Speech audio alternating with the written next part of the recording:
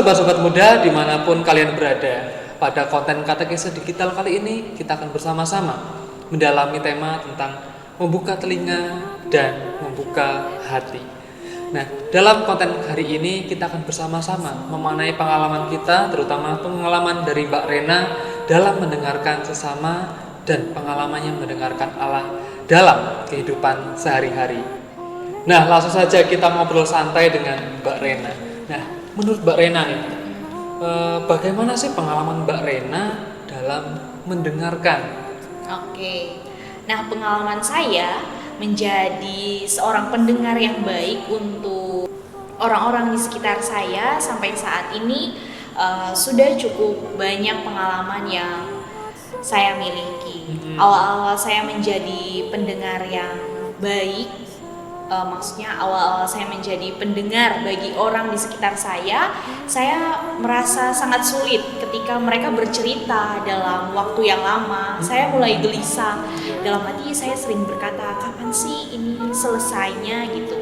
Bahkan ketika mereka berbicara, saya pribadi sering memotong pembicaraan mereka saat mereka bercerita, dan seakan-akan saya pun mengadu nasib yang sama dengan mereka dan berkata, saya juga pernah merasakan seperti itu, tapi saya bisa melewatinya gitu. Dan saya memiliki ketakutan tersendiri ketika diminta oleh teman untuk menjadi pendengar sekaligus orang yang bisa memberi solusi buat diri saya atas cerita yang dibagikan. Nah, saya pribadi sangat takut ketika diminta untuk memberi solusi, sebab saya merasa bahwa saya tidak pantas untuk memberikan solusi, dan takut jika nantinya pandangan saya itu menyakiti hati pembicara.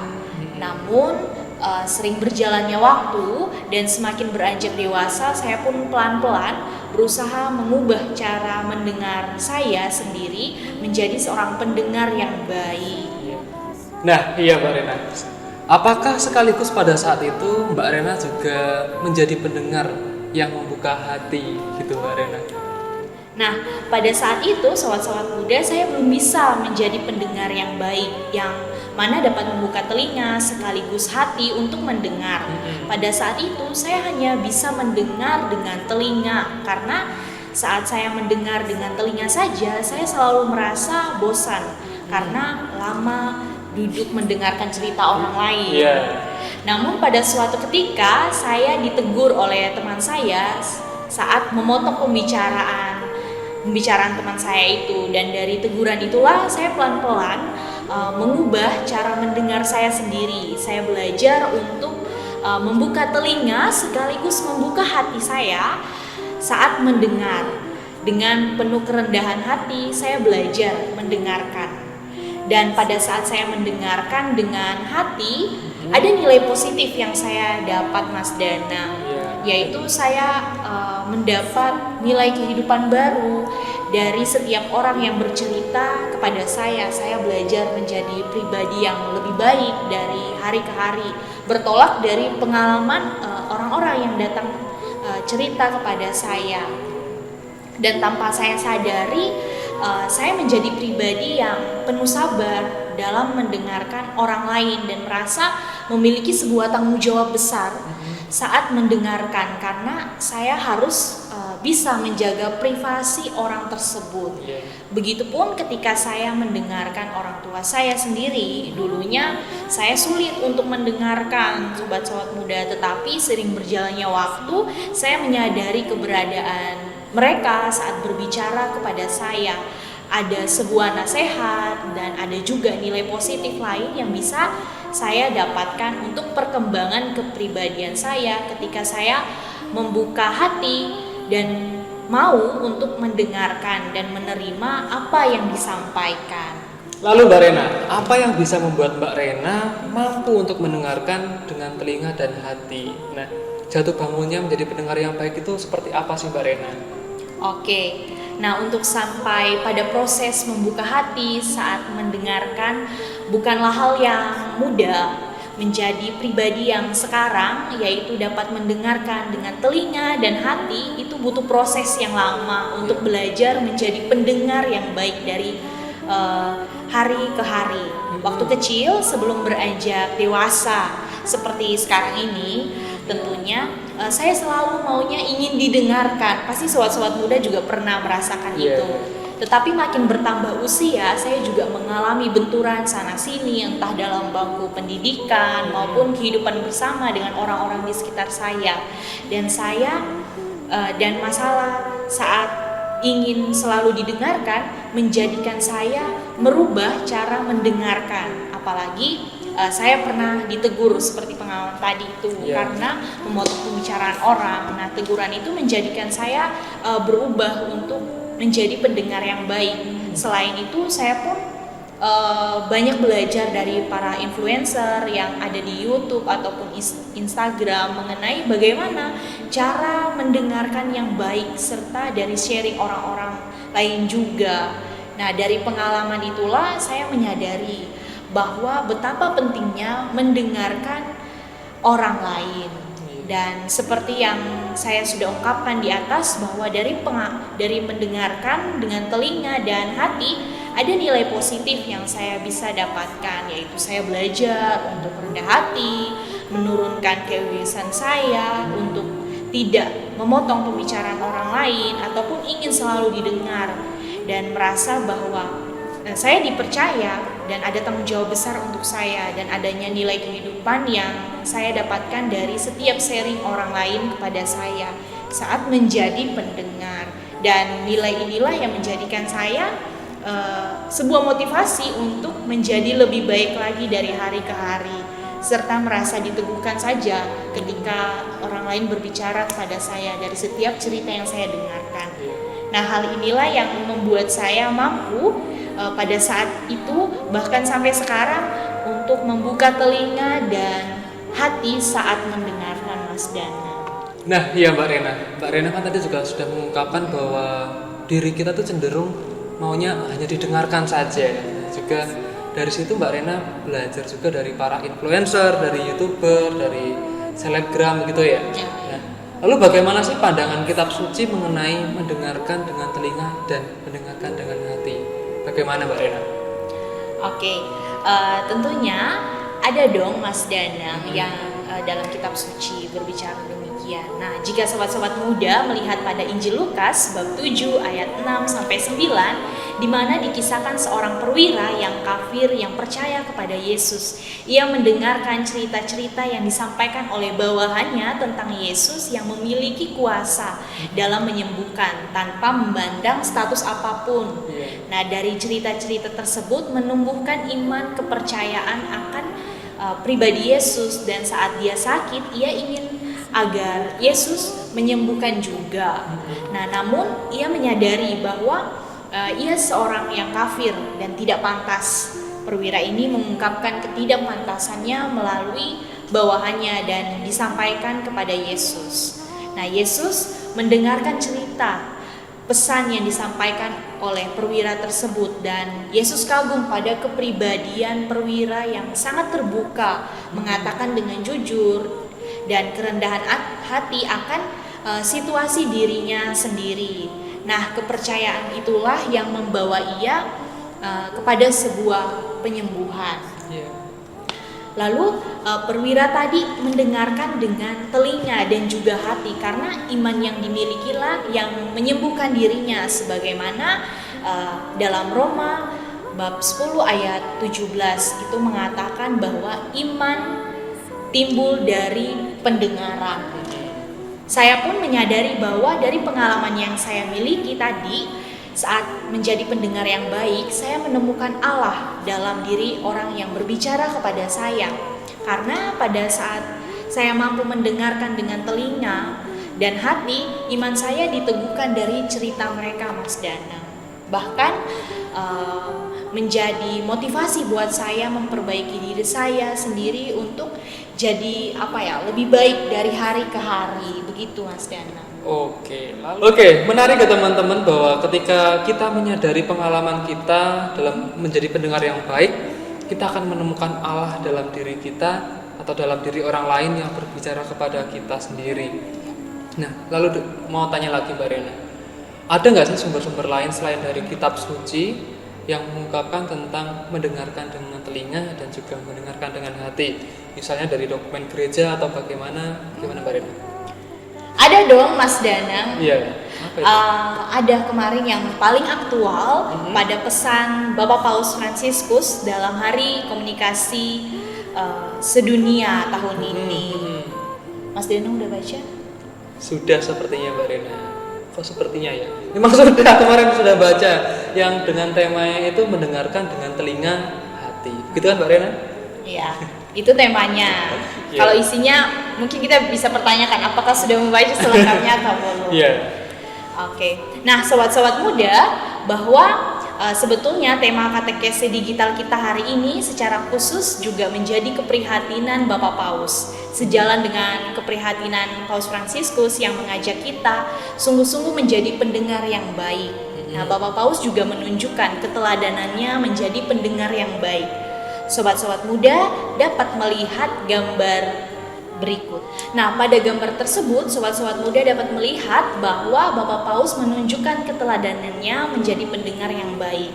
Nah, kisah seorang anak kecil bernama Emanuele tidak sanggup untuk mengungkapkan isi hatinya, sehingga Bapak Paus memintanya untuk mendekat kepadanya dan mengungkapkan apa yang ia butuhkan.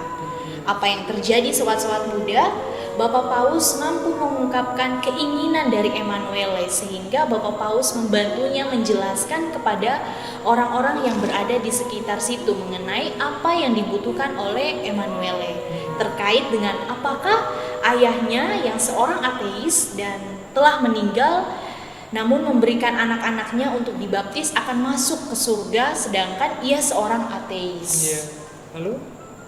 Nah, Bapak Paus menjawab dengan sangat baik dan melegakan hati si anak tersebut. Disinilah terjadi kedekatan antara Bapak Paus dan anak kecil tadi. Dari komunikasi terbuka yang terjadi antara keduanya seperti yang diserukan dalam Seruan Apostolik Evangelii Gaudium artikel 171. Nah, oke Mbak Rena. Apakah dalam komunikasi antara Bapak Paus tadi dan Emanuele tadi merupakan sebuah bentuk relasi dialogis yang terhubung antara Allah dan umat manusia, gitu Mbak Rena? Gimana kira-kira? Betul Mas Danang, ada hubungannya. Dari komunikasi yang ada tadi membangun hubungan antara sesama dan Allah. Juga sebagaimana yang sudah ditunjukkan oleh Paus sendiri saat memberikan jawaban kepada Emanuele. Dalam Hari Komunikasi Sedunia pun Bapak Paus menyerukan bahwa kita belajar bahwa mendengarkan tidak hanya berarti mengungkapkan atau mendengar suara, tetapi pada dasarnya terhubung dengan relasi dialogis antar Allah dan umat manusia. Nah, Bapak Paus pun juga menyampaikan hambatan-hambatan yang sering terjadi ketika manusia mendengarkan, yaitu adanya kecenderungan manusia untuk menguping dan menggosip. Nah, inilah yang menjadi halangan pada waktu ketika kita mendengarkan. Kecenderungan ketika kita tidak sepenuhnya mendengarkan dengan baik dan termasuk saat kita tidak menyampaikan isi dengan benar dan baik saat berkomunikasi yang dapat menimbulkan gosip itu. Sehingga Bapak Paus pun menyerukan hal yang sama untuk menjadi pendengar yang baik, tidak hanya membuka telinga dan hati tetapi juga menjadi komunikator yang baik, menyampaikan isi secara benar, tidak gosip ataupun tidak menguping. Pasti sobat-sobat muda juga pernah. Itu biasanya saya Mbak, gosip dan menguping. Oke, diubah ya. Iya.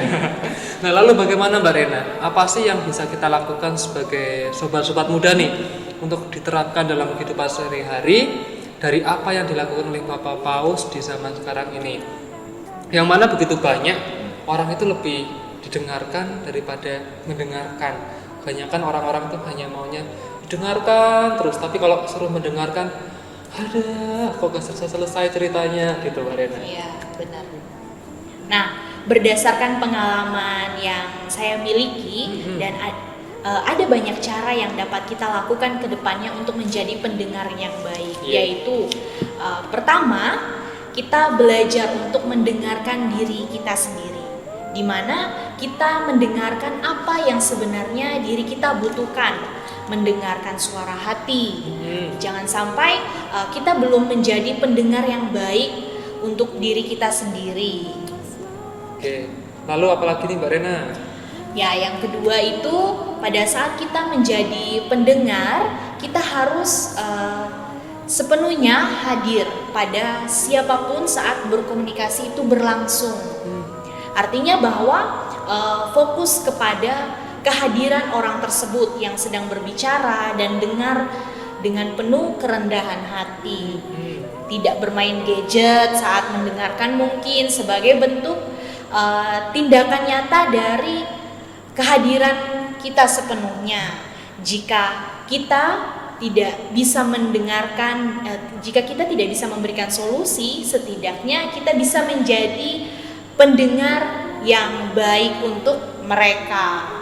Hanya ada 2 itu atau ada lagi Mbak Rena? Ada lagi. Apa? Yang ketiga itu tidak gosip ataupun menguping. Saya sendiri setuju dengan apa yang disampaikan oleh Bapak Paus, bahwa jadilah seorang pendengar yang baik dan komunikator yang baik untuk mendengarkan dan menyampaikan isi yang benar dari apa yang didengar. Karena biasanya itu apa yang kita dengar, kita sampaikannya tuh berbeda, dan itu bisa dibilang tuh udah gosip gitu. Nah, sobat-sobat muda, tadi sudah diberikan 3 cara yang bisa kita lakukan sebagai sobat-sobat muda menjadi pendengar yang baik, gitu ya Mbak Rena ya. Iya. Nah, lalu apakah ajakan yang diberikan tadi sama juga dengan cara kita berkomunikasi dengan Allah sebagai pendengar yang beriman? Nah, itu bagaimana Mbak Rena?